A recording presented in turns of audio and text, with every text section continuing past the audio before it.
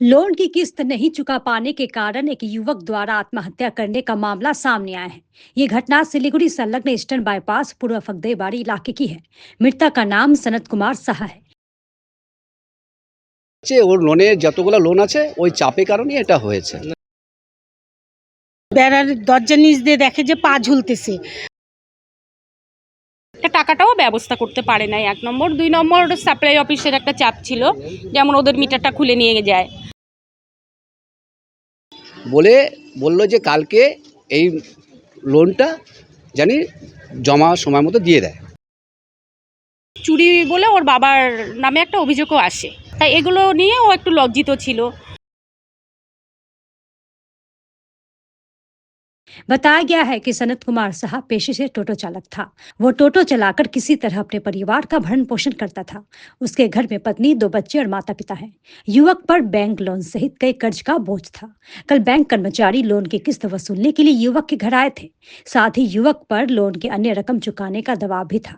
Loan की किस्त न चुका पाने पर युवक ने कल दोपहर घर पर फंदे से लटककर आत्महत्या कर ली।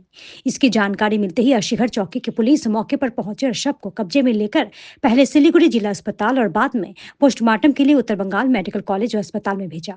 स्थानीय लोगों ने कहा कि युवक एक अच्छा इंसान था, लेकिन उस पर कई कर्ज थे। कर्ज न चुका पाने के कारण युवक ने आत्महत्या जैसा कदम उठाया। पूरी घटना से इलाके में मातम छा गया है। স্পটে ছিলাম না তো, বাট আমি বিকালে খবর পেয়ে গিয়েছিলাম, এই তখন বাজে 5টা। ঠিক আছে, তো সকালে উনি আমার ভাস্তা সকালে উঠেছিল, ঘুম থেকে উঠে ব্রাশ করে শ্বশুরবাড়ি চলে গেছিলো। ঠিক আছে, তো উনি ওই শ্বশুরবাড়ি থেকে আসার পরে তো বাড়িতে ওই রেস্ট করছিল, তো বাড়িতে কেউ ছিল না। বাড়িতে ওর বাবা, মা, ভাই সবাই প্রাইভেটে জব করে বেরিয়ে গেছিলো। ঠিক আছে, তবে ইভেন আমার মা বাবা ছিল, উনি বয়স্ক, মানে উনি কিছুই না জানার মতন ভাব, উনি কিছু জানে না। ঠিক আছে, একদিন কানে কম শুনে একটু উইকনেস আছে, হাঁটতেও পারছে না। তো ওই মোমেন্টে একটা ব্যাংকের সোর্সে একটা লোক এসেছিল। ঠিক আছে, তো এসে উনি আমার ভাস্তাকে খোঁজ করছিল, আমার মাকে বলেছিল যে উনি কোথায়। তা মা উনি জানতে পারছে না যে কোথায় আছে, বলে আমি জানি না। তো এই পরবর্তী উনি একটা কার্ড দিয়েছে, বললো যে কালকে এই লোনটা জানি জমা সময় মতো দিয়ে দেয়। ওটা স্যার আমি বলতে পারবো না কতটা লোন নিয়েছিল। ঠিক আছে, কিস্তি 3000 সামথিং ছিল। ঠিক আছে, তো ওটার পরে দিয়ে উনি চলে যান। তার এই কিছুক্ষণ বাদে 1:30 থেকে 2টোর মধ্যেই উনি ঘর বন্ধ করে ওই গলায় একটা কাপড় জড়িয়ে এই কাজটা করেছে। হ্যাঁ, উনি ছিলেন, ভিতরে ছিলেন। না না, ওনার একটা প্রাইভেটলি লোন ছিল, মান্থলি লোন ছিল। ওটা আমি কোন লোন নিয়েছি আমি জানি না। মোটামুটি 40,000 সামথিং হবে। ঠিক আছে, উনি টোটো চালাতো না। আমার তো স্যার মনে হচ্ছে ওর লোনের যতগুলো লোন আছে ওই চাপের কারণে এটা হয়েছে।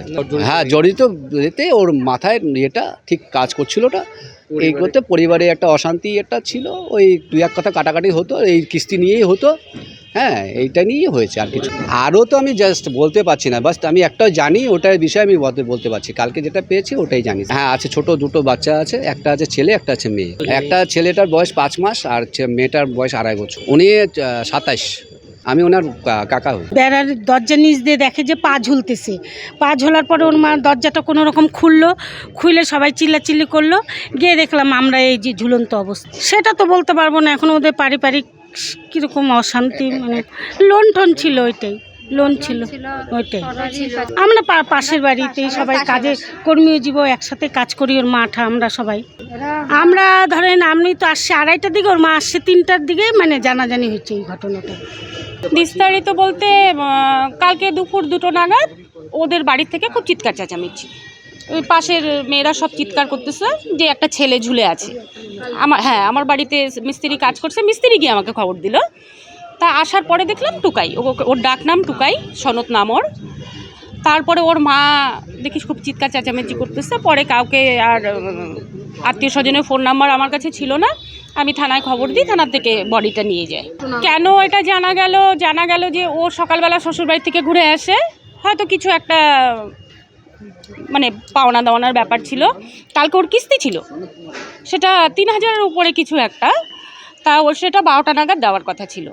কিস্তির লোক বাড়িতে আসার পরে ওর ঠাকুমার কাছে একটা নোটিশ দিয়ে যায়, বলছে এই টাকাটা যেন ও অফিসে গিয়ে দিয়ে আসে। তা টাকাটাও ব্যবস্থা করতে পারে নাই, 1 নম্বর। 2 নম্বর, সাপ্লাই অফিসের একটা চাপ ছিল, যেমন ওদের মিটারটা খুলে নিয়ে যায়। এবার ইলেকট্রিক বিলটা ওরা দিতে পারে না, এই জন্য ইলেকট্রিক চুরি বলে ওর বাবার নামে একটা অভিযোগও আসে। তাই এগুলো নিয়ে ও একটু লজ্জিত ছিল, পাড়াতে কারো সামনে আসতো না, কথা বলতো না। গাড়ি টোটোটা ছিল, টোটোটা লোনে ছিল, ব্যাংক বলতে পারবো না, সেটা বাড়ির লোক পারবে।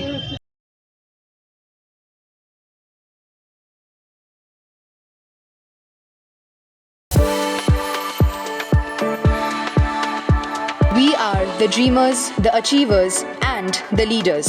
Come, join us today.